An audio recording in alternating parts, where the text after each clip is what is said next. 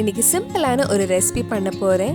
காய்கறி சாம்பார் எப்படி செய்யறதுன்னு மோஸ்ட்லி நிறைய பேருக்கு தெரிஞ்சிருக்கும். ஒவ்வொரு ஊர்லயும் ஒவ்வொரு ஸ்டைல்ல பண்ணுவாங்க. இதுக்கு முன்னாடி இட்லி சாம்பார் எப்படி செய்யறதுன்னு வீடியோ போட்டிருந்தேன். இன்னைக்கு நாகர்கோயில் ஸ்பெஷல் காய்கறி சாம்பார் எப்படி செய்யறதுன்னு இந்த வீடியோல பார்க்கலாம். ஃபர்ஸ்ட் பருப்பு வேக வைக்கலாம். அதுக்கு குக்கர்ல 3 கப் தண்ணி எடுத்திருக்கேன். அதுல 1/2 கப் துவரம் பருப்பு ஆட் பண்றேன். பருப்பு நல்லா வாஷ் பண்ணதுக்கு அப்புறம் போடுங்க. இதுல 1/4 டீஸ்பூன் காயப்பொடி சேர்த்து ஒரு 2 விசில் வர வரைக்கும் வேக வைக்கலாம்.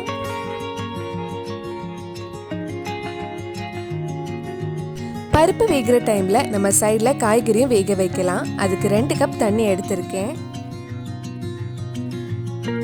தண்ணி கொஞ்சம் சூடானதும் நம்ம காய்கறி எல்லாம் போடலாம். உங்களுக்கு பிடிச்ச காய்கறி எல்லாம் போட்டுக்கோங்க. நான் ஒரு முருங்கைக்காய், ஒரு மீடியம் சைஸ் கத்திரிக்காய், 1/4 கிலோ வெள்ளரிக்காய், ஒரு உருளைக்கிழங்கு, ஒரு கேரட், ஒரு பெரிய வெங்காயம், 150 கிராம் சின்ன வெங்காயம் எடுத்திருக்கேன்.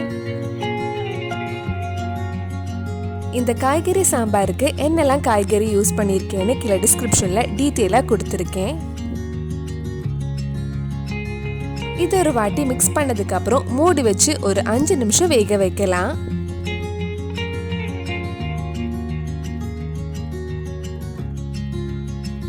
இப்ப 5 நிமிஷம் ஆயிடுச்சு. காய்கறி நல்லா கொதிக்குது.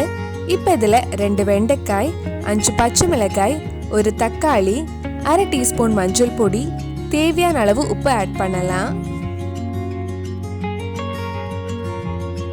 இது ஒரு வாட்டி மிக்ஸ் பண்ணிக்கோங்க. சாம்பாருக்கு தேவையான புளி தண்ணியில கொஞ்ச நேரம் ஊற வச்சிருந்தேன். நான் ஒரு எலுமிச்சம்பழம் சைஸ் புளி எடுத்திருக்கேன். அந்த புளி நல்லா தண்ணியில கரைச்சி இதுல ஊத்தலாம். கிட்டத்தட்ட 1/2 கப் புளி தண்ணி ஆட் பண்ணியிருக்கேன். உங்களுக்கு சாம்பார்ல எவ்வளவு புளிப்பு வேணுமோ அதுக்கு ஏற்ற மாதிரி நீங்க ஆட் பண்ணிக்கலாம். இது மறுபடியும் ஒரு வாட்டி நல்லா மிக்ஸ் பண்ணதுக்கு அப்புறம் அந்த வெண்டைக்காய், தக்காளி எல்லாம் நல்லா வேகிற வரைக்கும் மூடி வச்சு வேக வைக்கலாம். நம்ம வேக வச்ச பருப்பு வெந்துடுச்சான்னு பார்க்கலாம். குக்கர் ப்ரெஷர்லாம் போனதுக்கு அப்புறம் ஓபன் பண்ணி பாருங்க. பருப்பு நல்லா வெந்திருக்கு. இது நம்ம வேக வச்ச காய்கறி எல்லாம் வெந்ததுக்கு அப்புறம் அது கூட ஆட் பண்ணலாம். காய்கறி எல்லாம் வெந்துடுச்சான்னு ஓபன் பண்ணி பார்க்கலாம். காய்கறி நல்லா வெந்திருக்கு.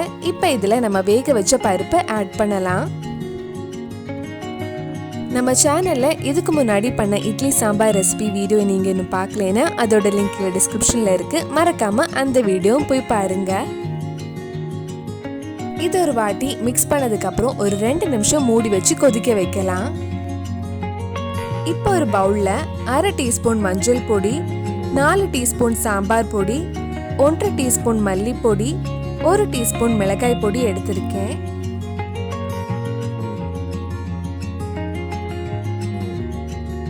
இதுல கொஞ்சமா தண்ணி ஊத்தி மிக்ஸ் பண்ணலாம். இந்த பொடியெல்லாம் அப்படியே கொதிக்கிற சாம்பார்ல போட்டா கட்டி கட்டியா இருக்கும். அதனாலதான் இந்த மாதிரி தண்ணியில மிக்ஸ் பண்ணதுக்கு அப்புறம் ஆட் பண்றோம். நம்ம பருப்பு ஆட் பண்ணி 2 நிமிஷம் கிட்ட ஆயிடுச்சு. இனி நம்ம தண்ணியில மிக்ஸ் பண்ணி வச்சிருக்கிற மசாலா போட்டு நல்லா கொதிக்க வைக்கலாம். இதுக்கு முன்னாடி நம்ம சேனல்ல பண்ண குழம்பு ரெசிபி, வெஜ் ரெசிபிஸ் எல்லாம் நீங்க இன்னும் பார்க்கலனா அதோட லிங்கும் கீழே டிஸ்கிரிப்ஷன்ல இருக்கு. மசாலா ஆட் பண்ண உடனே நல்லா மிக்ஸ் பண்ணுங்க. இதுல கொஞ்சமா சர்க்கரையும் ஆட் பண்ணி மிக்ஸ் பண்ணலாம். இப்ப டேஸ்ட் பார்த்துட்டு உப்பு புளிப்பெல்லாம் அட்ஜஸ்ட் பண்ணலாம். தேவைப்பட்டா கொஞ்சமா உப்பு போட்டுக்கோங்க. உங்களுக்கு புளிப்பு இன்னும் வேணும்னா கொஞ்சமா புளி தண்ணி கரைச்சி ஊத்தலாம்.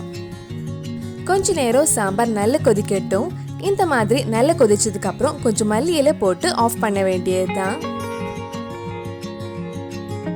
சாம்பார் வாசனை சூப்பரா இருக்கு. இனி இது ஆஃப் பண்ணிட்டு இதுல கொஞ்சம் கடுகு, கறிவேப்பிலை தாளிச்சு போட்டா சுவையான சாம்பார் ரெடி ஆயிடும். ஒரு சின்ன பேன்ல கொஞ்சம் எண்ணெய் ஊத்தி 1/4 டீஸ்பூன் வெந்தயம், கொஞ்சம் கடுகு ஆட் பண்ணியிருக்கேன்.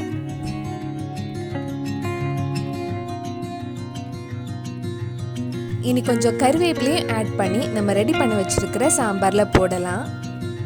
நாகர்கோயில் ஸ்பெஷல் சாம்பார் ரெடி ஆயிடுச்சு. கண்டிப்பாக நீங்களும் உங்கள் வீட்டில் இந்த மாதிரி செஞ்சு பாருங்கள். ரொம்ப சுவையாக இருக்கும்.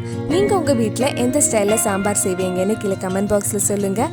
அதுவும் இல்லாமல் வேறு நல்லா நாகர்கோயில் ஸ்பெஷல் ரெசிபி வேணும்னு கீழே கமெண்ட் பாக்ஸில் சொல்லுங்கள். இந்த வீடியோ உங்களுக்கு பிடிச்சிருந்தா லைக் பண்ணுங்கள், உங்கள் ஃப்ரெண்ட்ஸ் அண்ட் ஃபேமிலிக்கு ஷேர் பண்ணுங்கள்.